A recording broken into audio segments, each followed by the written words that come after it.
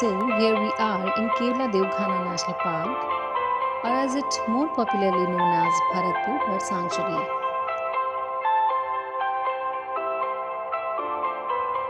Earlier, the hunting ground for Maharajas of Bharatpur is now a national park where over 350 species of birds found.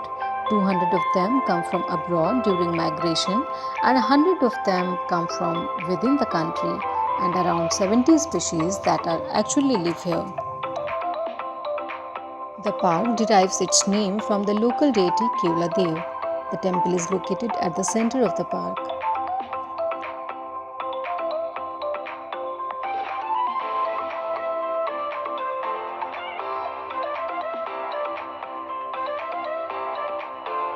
Considering its unique ecological values, the park was declared as a World Heritage Site by UNESCO under the World Heritage Site Convention in 1985.